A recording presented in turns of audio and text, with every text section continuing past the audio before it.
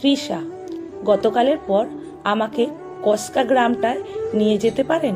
Post office Gudia, Chatterjee বাড়ি। এই এতক্ষণ পর কথা বলার সুযোগ পাওয়া গেছে, কিন্তু ওই গ্রামটায় যাচ্ছেন কেন? তবে কি ওর বয়ফ্রেন্ড ওই গ্রামে থাকে? আসার কথা ছিল, আসেনি? যদি তাই হয় তাহলে আমি নিয়ে যাব কেন? এতগুলো প্রশ্ন মাথার মধ্যে ঘুরপাক খাচ্ছে, কিন্তু কিছু বলার আগেই চেয়ে দেখি তৃষা রীতিমতো হাঁটা দিয়েছে। অনেকটা দূর চলে গেলেও কোনো কিছু না বুঝে একটু দৌড়ে ওর কাছাকাছি গিয়ে বললাম, ঠিক আছে, নিয়ে যাচ্ছি, একটু ছায়ায় বসুন, জিজ্ঞেস করে আসি গ্রামটা কোন দিকে।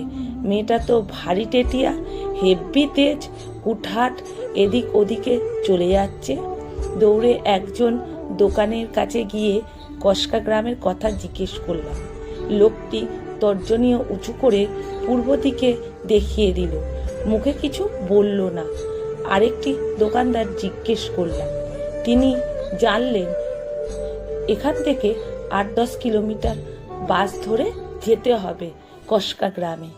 কি জ্বালা, সে তো অনেক দূর, এবার কি করি? একবার বলে ফেলেছি, না গেলেও তো হবে না। মনে মনে বিরক্ত হলাম নিজের নির্বুদ্ধিতার জন্য।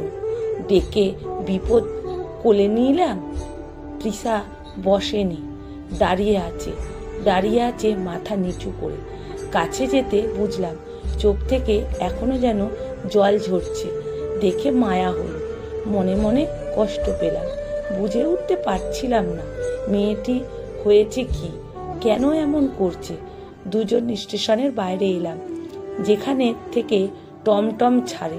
প্রচুর টোটো চালক, টমটম চালক উৎসুক চোখে তাকিয়ে একেবারে ঘিরে ধরল আমাদের। সবাই হাজারিদুয়ার দেখাতে নিয়ে যেতে চায়। কসকা যাওয়ার কথা শুনে সবাই সরে গেল।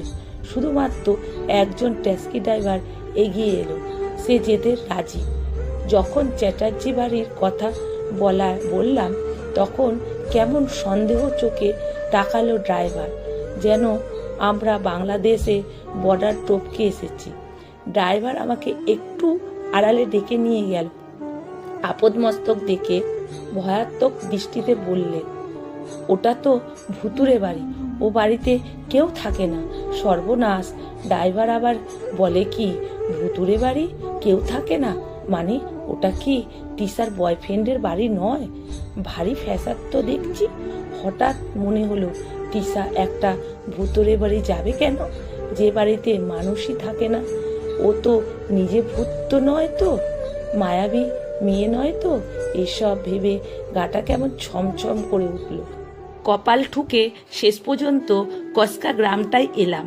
পুরুষ মানুষ এত ভয় করলে হয় না।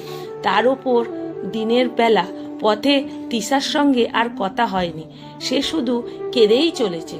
রাস্তার ওপর দূর থেকে একটা ফাঁকা পরিত্যক্ত ভাঙা একতলা বাড়ি দেখিয়ে ড্রাইভার সেখানেই গাড়ি ঘুরিয়ে আমাদের নামিয়ে হুস করে চলে গেল।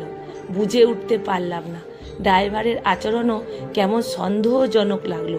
বোঝা গেল বাড়িটা সত্যি ভুতুড়ে। ফাঁকা রাস্তায় দাঁড়িয়ে আমরা দুজন, আশেপাশে ঘরবাড়ি নেই, মানুষজনও নেই।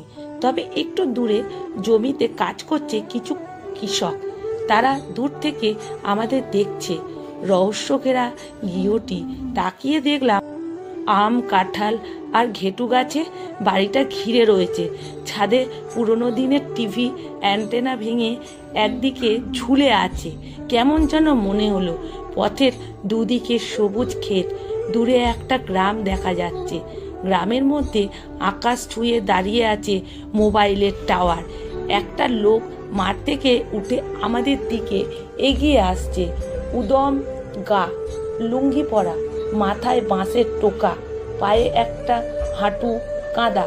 সম্ভবত তিনি নতুন আগন্তুককে দেখে সতর্ক করতে চান। হঠাৎ পাশে তাকিয়ে দেখি তৃষা নেই। বাড়িটির দিকে তাকিয়ে দেখি তৃষা জঙ্গলে ঘেরা সেই পরিত্যক্ত ভুতুরে বাড়িটিতে পাগলের মতো দৌড়ে ঢুকে গেল। তৃষা দৌড়ে বাড়ির ভেতরে ঢুকতেই হঠাৎ সব চুপ হয়ে গেল। আমি ভয়ে ভয়ে ভেতরে ঢুকে দেখি ভাঙা মেঝের ওপরে একটা পুরনো ছবি পড়ে আছে, আর তৃষার নেই। সেই দেখে আমি প্রচুর ভয় খেয়ে গেছি। ছবি তুলে দেখি ছোট্ট একটা মেয়ে ছবি, নিচে লেখা তৃষা চ্যাটার্জি মৃত। ওই দেখে বুঝতে আর আমার বাকি রইল না, যাকে আমি এতক্ষণ সাথে নিয়ে এসেছি সে মানুষটি ছিলই না।